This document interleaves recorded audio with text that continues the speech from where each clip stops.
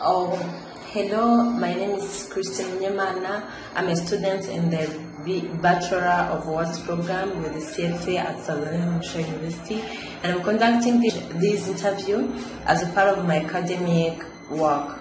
So I'm working on a project called Government and You under a goal called Contribute to Society. So this interview will be used to create the street interview and submitted to College for America so that my projects can be evaluated. So I welcome all of you to understand very well the answers of my colleagues that are going they are going to be asked some questions, then they will come up with the answers. So after that, I will come up with answers that were supposed to be answered. So thank you very much. I welcome all of you. Enjoy. What are the three branches of the government? Of the government, I know legislative, executive, and I don't remember the third one. Okay, it's fine. What does each branch do? I know that executive is formed by the president, and legislative. And the third one was judiciary. So legislative, they make and enforce laws. Well, judiciary is there to implement the laws. Thank you. Democrats and Republicans are the major parties. Can you name the third one? I don't really know the third one. What is the basic process by which a bill became a law? So I think a bill becomes a law when it's first discussed by the Senate and deputies, and then after being discussed, so they vote for it. However, I'm not sure if the president can take part into that process. Okay, thank you very much, Ms. Jenny, for your time. Thank you. Have a good day. What are the three branches of the government? I'd say the legislative, executive, and the judicial. Okay. What does each branch do? I know the executive execute laws, the legislative plan laws, and then the judicial reinforces the law. Okay. Democrats and Republicans are the major parties. Can you name the third party? I don't know of third party. Okay. What is the basic process by which a bill becomes a law? I think bills are usually introduced by the legislative or the Congress, and then if they approve it, becomes a law. Thank you very much. After interviewing my colleagues about different questions that they were asked about the three branches of government, so I'm coming with their answers. So about the first question that was asking what are the three branches of government, so the government has three branches which are executive, legislative, and judicial.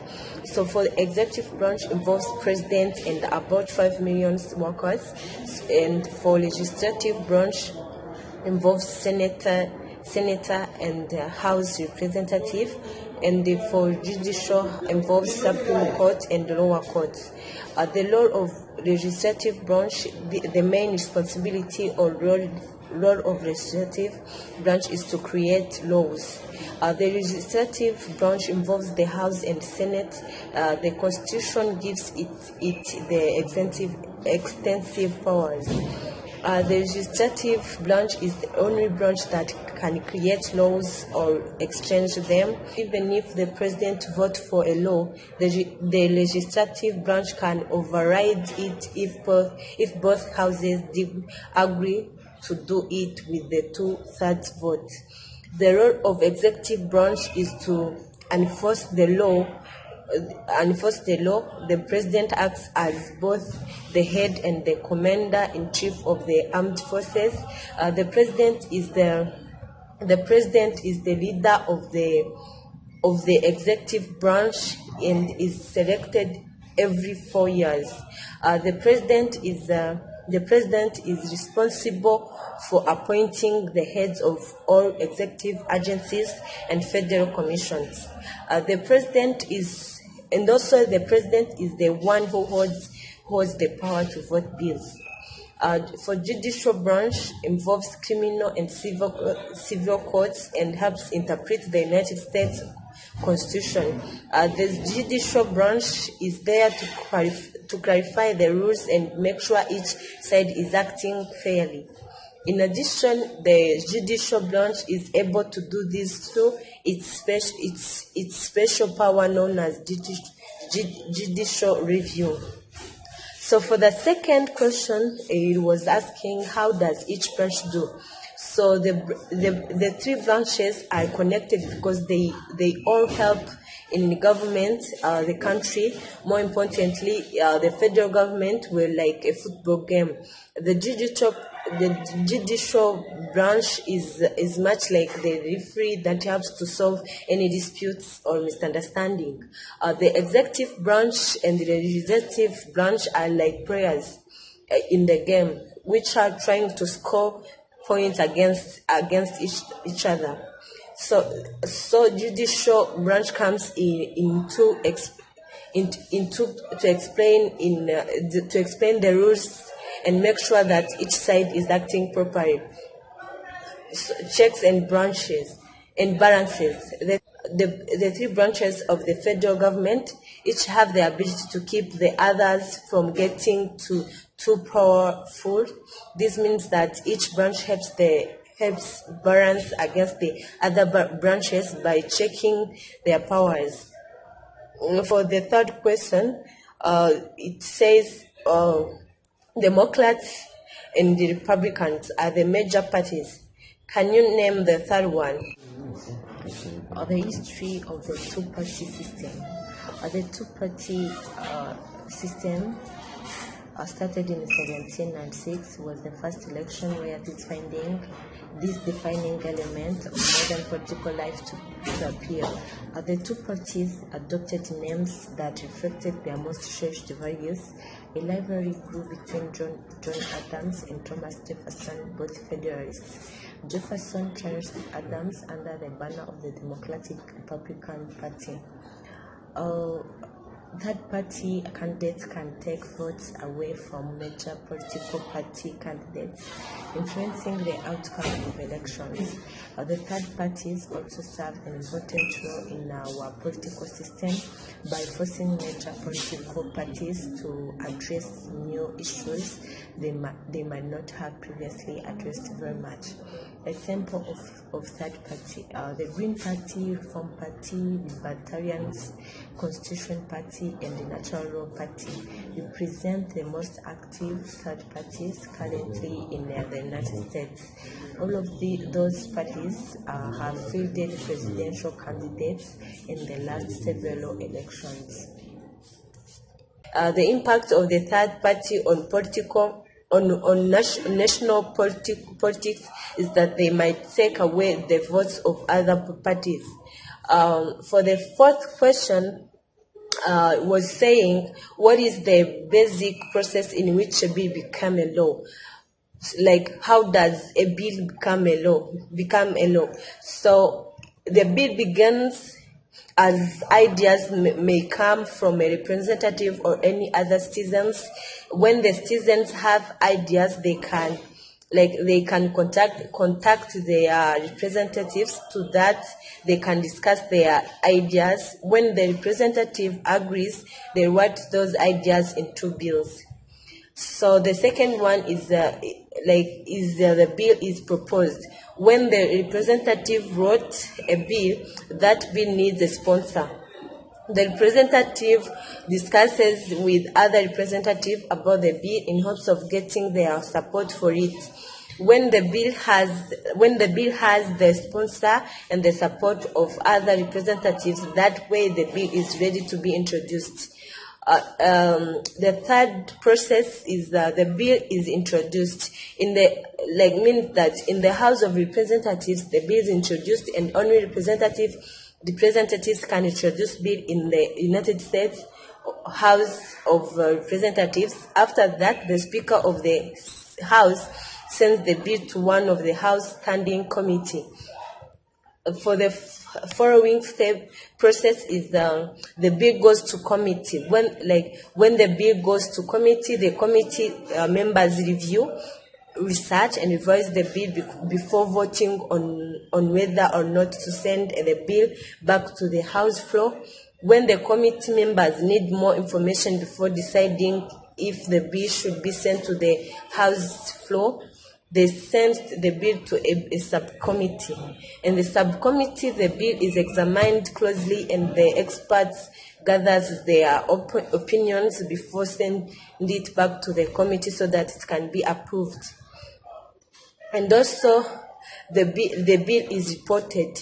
When the bill has been approved by the committee, they send it to report it to the House floor. Then the bill is already to be discussed or debated by the United States House of Representatives. The following one is the bill is debated. When the bill is debated, the representatives have to explain why the bill has to be agreed upon or disagreed upon. Therefore, the reading clerk reads the bill section by section, and then the representatives recommend changes. When all the changes have been made, then the bill is ready to be voted on. Then the bill is voted on. For the bill to be voted on, there are three methods for voting. First method is called viva voce or voice vote. The Speaker of the House asks the representatives who support to say aye, and those that oppose it say no. Second method is called division. The Speaker of the House asks those representatives who support the bill to stand up and be counted, and then those who oppose the bill to stand up and they counted. The third method is called record. Representatives record their votes using the electronic voting system.